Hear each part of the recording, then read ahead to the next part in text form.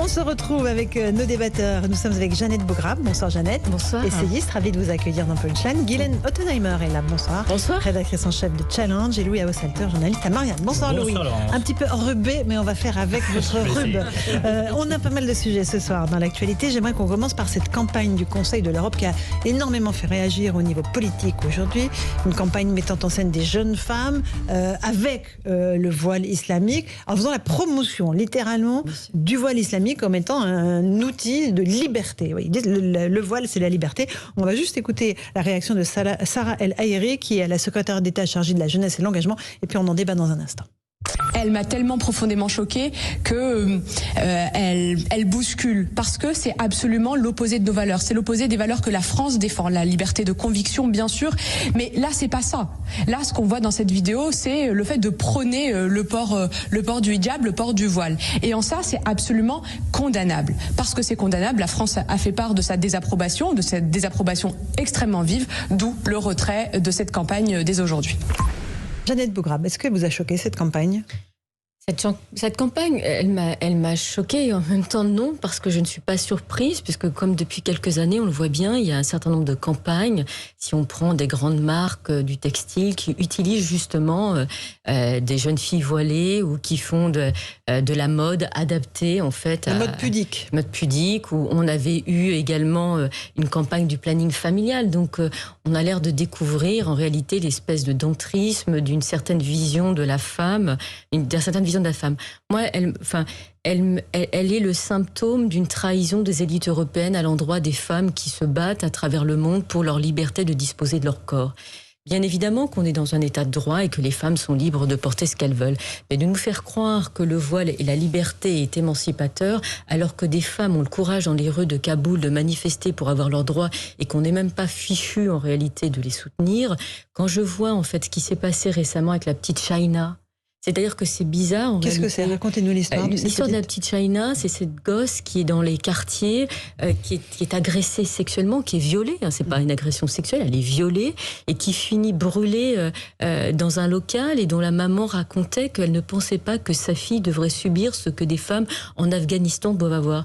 J'aurais aimé que le Conseil de l'Europe se dise que des jeunes filles doivent être libres de porter ce qu'elles veulent, et peut-être qu'en mémoire de Shaina, peut-être qu'en mémoire de la petite Mila, je pense aussi à des militantes comme les gens ne connaissent peut-être pas en France, mais elle est très connue aux États-Unis. C'est Malice Alanidejad, cette femme iranienne qui est une militante, qui est une journaliste et qui explique ce qu'est le voile. Et donc on a l'impression que les Européens trahissent toutes ces femmes, et ces femmes, ces françaises. Moi j'aimerais bien qu'on parle de cela. Guylaine Ottenheimer sur cette campagne. Je suis complètement d'accord avec Jeannette Bograb sur la perception que ça donne de la femme et du ressenti que j'ai en tant que femme. C'est-à-dire que moi, je ne suis pas toute jeune, mais j'ai connu le Maroc où il y avait très très peu de femmes voilées. Aujourd'hui, elles sont toutes voilées. Je ne crois pas que ce soit une libération. Et je pense qu'il y a un faux sens complet de la part de la Commission européenne, c'est-à-dire qu'ils ont... La Commission, c'est le Conseil de l'Europe. Le Conseil de l'Europe, oui. Il y a une erreur d'interprétation, c'est un faux sens total, c'est-à-dire qu'ils ont voulu dire, attention, respectez les autres. Elles sont libres de mettre un voile, elles sont libres de porter leur religion sur la tête, et donc il faut les respecter. Que c'était plutôt un message de respect des autres. Oui, mais ils disent, le voile, c'est la liberté. Oui, ça va au-delà. Mais justement, oui, mais c'est une maladresse totale. Il fallait prendre un autre symbole. C'est-à-dire que je pense qu'au départ, c'était parce que il y a beaucoup de pays d'Europe, il faut bien le voir, nous on est assez différents des autres, qui considèrent que la mixité, la créolisation, l'arrivée de populations étrangères est inscrit dans les faits et qu'il va falloir vivre avec ça et donc le respecter. Et je pense qu'ils ont voulu aussi montrer ça. Mais ce message est irrecevable. Bien sûr. Louis Haussalter, à Marianne, vous allez retracer un petit peu l'histoire, la genèse de cette campagne, et il y a des associations proches des frères musulmans derrière. Tout à fait. 2 collègues de Marianne ont travaillé sur ce sujet. On s'en allait un peu à l'origine de la fabrication de cette campagne, qui part d'un atelier qui est organisé par le Conseil de l'Europe, qui n'est donc pas l'Union européenne, mais qui est une organisation internationale parallèle à laquelle la France est partie prenante. Et c'est d'ailleurs avec le Conseil de l'Europe que a été signée la Convention européenne des droits de l'homme et que la Cour européenne des droits de l'homme fait appliquer un droit européen.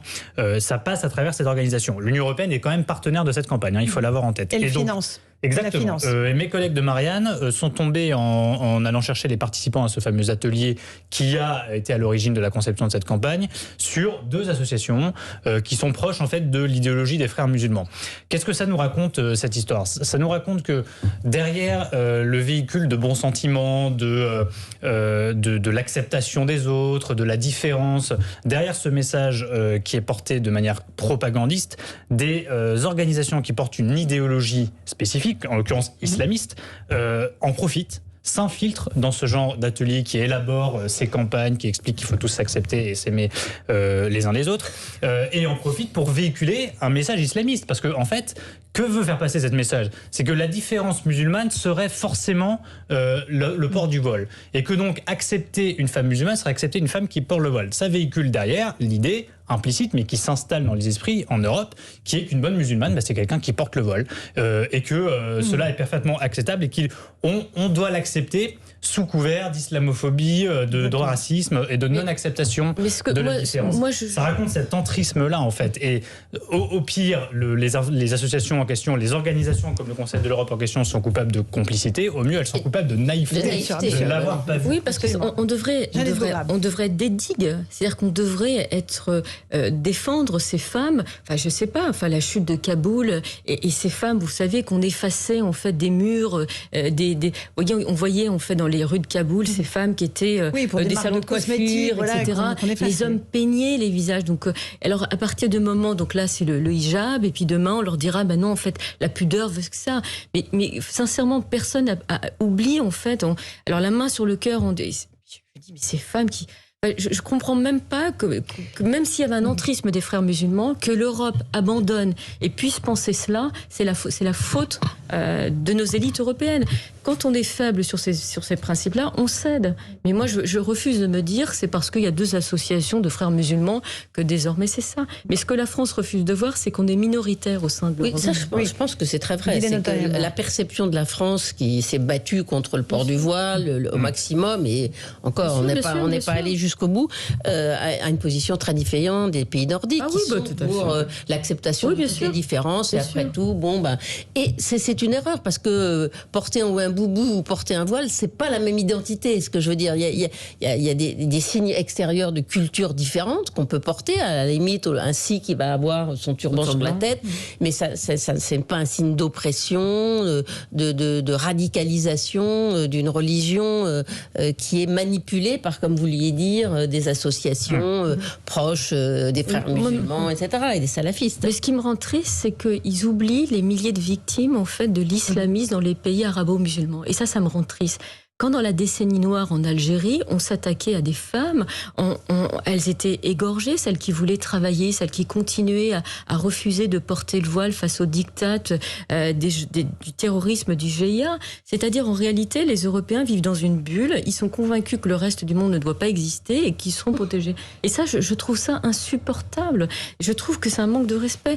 Moi, dans un livre que j'avais écrit, Lettres aux femmes voilées à ceux qui les soutiennent, je rappelais l'histoire de cette petite jeune fille kabyle de 16 ans, qui, alors qu'il y avait des affiches imposant aux femmes de porter le voile en Algérie dans les années 90 et les interdisant d'aller travailler, eh bien, elle, de haut de ses 16 ans, elle a continué, un peu comme Mila, d'une certaine manière, de dire, elle continuait de garder ses cheveux à l'air. Ils l'ont tuée. Ils l'ont tuée, voilà. Alors, on a la chance d'être en France, de pouvoir faire ce que l'on veut, mais soyons pas naïfs.